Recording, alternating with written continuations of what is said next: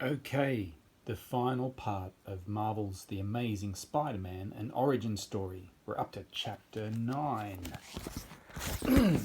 There was a police car outside his house. Peter froze. Why were the police at his house? Was it about Spider-Man? No, he decided. It couldn't be about Spider-Man. He'd only been concerned about himself. He couldn't have done anything wrong. Peter made sure his costume wasn't visible under his clothes. Then he opened the front door. He heard something, but no, that was coming from next door. Was it someone crying? Peter thought for a moment. It might have sounded a little like Aunt May, but it couldn't be. He'd never heard Aunt May cry before. "Oh, hey," a voice said. A police officer came out from the kitchen. He walked over and put a hand on Peter's shoulder. The man took a deep breath. "Bad news, son," he said softly. "Your Uncle Ben has been shot." Peter found himself breathing heavily. "Uncle Ben," he whispered. "No, no, it can't be." He grabbed the cop's arms. "Who did it?" Peter yelled. "Who shot him?" The officer shook his head. "It was a burglar. Your uncle surprised him." The policeman looked grim. "But don't worry, we've got him trapped. He's in an abandoned warehouse. We'll get him." He patted Peter's arm. "Your aunt is next door. The neighbours are looking after her." "I've got to go," Peter muttered, running upstairs. He climbed out his bedroom window and onto the roof. He still had his costume on under his street clothes. He pulled on his mask. A few minutes later, Peter was on a building overlooking the warehouse. There were police cars all around it and bright lights shining. Peter heard a police captain say to one of his officers, "He's in there somewhere, but he'll pick us off like flies if we charge him." The longer they waited, though, the more likely the criminal would get away. Not a chance, Peter thought to himself, and he realised he didn't just want Uncle Ben's killer caught, he wanted to be the one to catch him. But how? With police everywhere, he couldn't just walk in. There was nowhere for him to attach a web and swing in. Peter decided he was going to have to try to jump from one building to the other. Peter got a big running start, then pushed off the edge of the roof. He jumped as hard as he could. It was enough, just barely. Peter grabbed the corner of the warehouse roof and pulled himself up.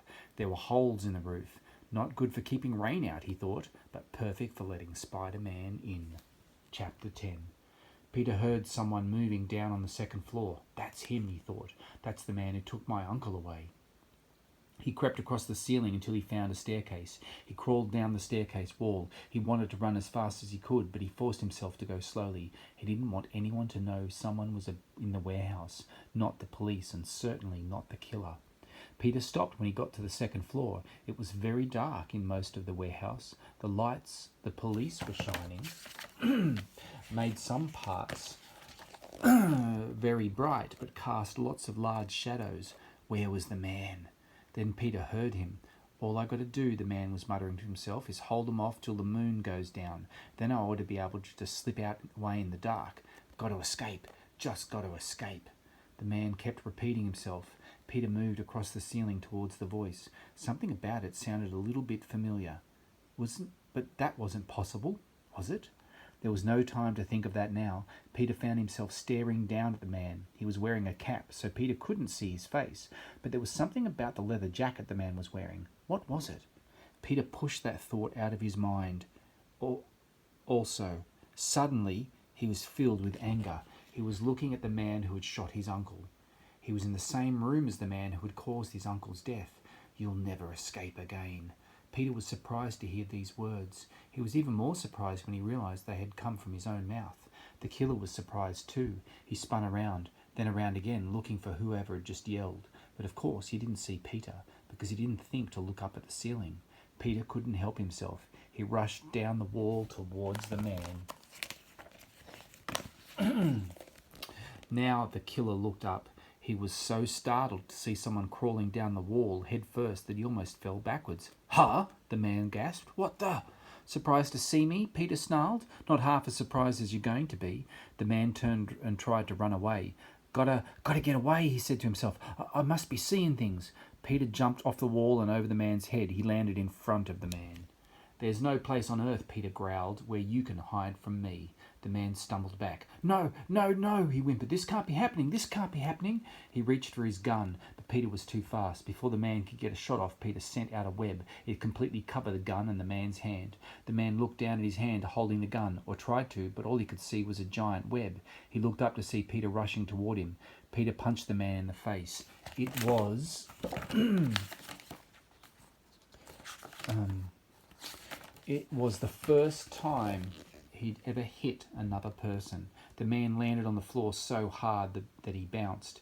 Peter ran over and pulled the man up, ready to hit him again if he needed to, but there was no need. The man was unconscious. But Peter felt as if he'd just been punched in the stomach. "No," he whispered. He looked at the man again. That face," he said to himself. "Oh no, it can't be. Please, no." Peter dropped the man back on the floor. He fell to his knees. "That's the man who ran past me at the lift," he thought. "The one who didn't stop when I had the chance." Peter didn't move for a long time. Finally, he wrapped the killer up in a web and hung him from a streetlight. By the time the police discovered the killer hanging outside the warehouse, Peter was a mile away. Sitting on a water tower, he stared up at the moon. "My fault," he said softly. "All my fault. If only I had stopped him when I had the chance." Peter shook his head. "But I didn't, and now, Uncle Ben." He pulled off his mask and buried his tear-stained face in his hands. After a while, he sat up and wiped his face. "Aunt May is going to need me," he said. As Peter made his way home, he remembered something his Uncle Ben had once told him. Uncle Ben had usually been full of jokes, but this time he was very serious. "Always remember, Peter," his uncle said, looking him in the eye, "with great power comes great responsibility." Peter thought about that now. He didn't know why that spider had bitten him, why he had been the one it had happened to, but it had, and he was. He had these amazing powers now, and no matter how impossible it seemed, he was determined to do his best, so nobody else would feel the way he and Aunt May were feeling right now. He would be a hero. Spider-Man would be a hero for everyone. The end.